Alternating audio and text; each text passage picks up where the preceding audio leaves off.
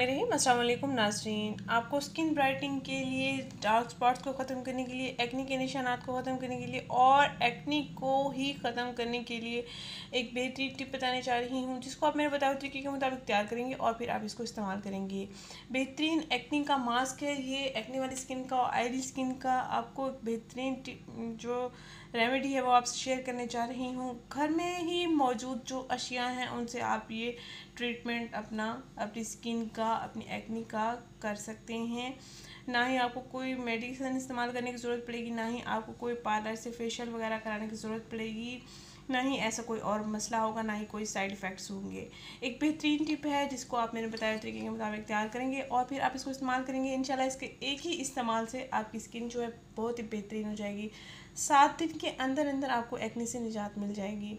अगर आपकी स्किन बहुत ज़्यादा एक्नी वाली है तो आप डेली भी इसका इस्तेमाल कर सकते हैं। एक फ़ायदा ये भी है, कुछ रेमेडीज़ होती हैं, कुछ टिप्स होती हैं, कुछ ऐसे होते हैं जो डेली स्किन पर इस्तेमाल नहीं किए जा सकते, लेकिन इस टिप को आप डेली इस्तेमाल कर सकते हैं और अपनी स्किन को ब्राइट भी बना सकते हैं, डार्क स्पॉट्स को ख़त्म कर सकते हैं। बाज़ औक़ात ऐसा होता है रेडिश हो जाती है स्किन पर एक्नी की वजह से, एक्नी के इर्द गिर्द स्वेलिंग सी हो जाती है और दर्द भी होना शुरू हो जाता है। तो आप उन तमाम मसाइल को हल कर सकते हैं इस टिप के साथ। आपने करना ये है कि ग्राम फ्लोर लेना है तकरीबन 1 चम्मच। इसमें आपने खीरे का पेस्ट लेना है 1 चम्मच। ऑलरेडी मैंने इसको निकाल के रख दिया है। और आपने 1 चम्मच टमाटर का पेस्ट लेना है, 1 चम्मच ग्राम फ्लोर लिया है, 1 चम्मच टमाटर का पेस्ट लिया है, 1 चम्मच खीरे का पेस्ट लिया है मैंने। और इसके बाद एक और चीज़ भी ऐड करेंगे हम, वो मैं आपको बताती हूँ कौन सी चीज़ है। अगर वो स्किप करना चाहते हैं भी कर सकते हैं, कोई मसला नहीं है। अगर आपके पास अवेलेबल है आसानी से तो आप उसका इस्तेमाल कर सकते हैं। एक और चीज़ जो है वो है सैंडलवुड पाउडर।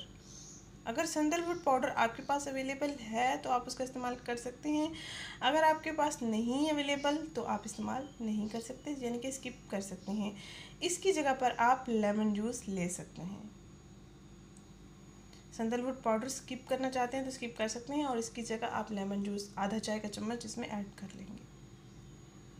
घर में मौजूद अशिया से ही आप अपने एक्नी को ट्रीट कर सकते हैं बेहतरीन तरीके से और बिना किसी साइड इफ़ेक्ट्स के। आपकी स्किन पर पिगमेंटेशन है, फ्रैकल्स हैं, कोई भी निशानात हैं आपकी स्किन पर, वो साफ़ कर देगा 1 हफ़्ते के अंदर अंदर। शर्त यह है कि आपने 7 दिन इसको लगातार इस्तेमाल करना है और 7 दिन के अंदर अंदर ही आपको रिजल्ट्स मिल जाएंगे। ग्राम फ्लोर जो है वो एक्नी के लिए बहुत बेहतरीन है, एक्नी ऑयल के लिए बहुत बेहतरीन है। ऑयल को फौरी कंट्रोल करता है। अब जब आप इसका इस्तेमाल करेंगे ना स्किन पर और जब वॉश कर लेंगे, पहले ही इस्तेमाल से आपको काफ़ी अच्छे रिजल्ट्स मिल जाएंगे और ऑयल जो है वो बिल्कुल रिमूव हो जाएगा, स्किन बिल्कुल सॉफ्ट स्मूथ हो जाएगी। और अब हम इन अज्जा का पेस्ट तैयार कर लेंगे।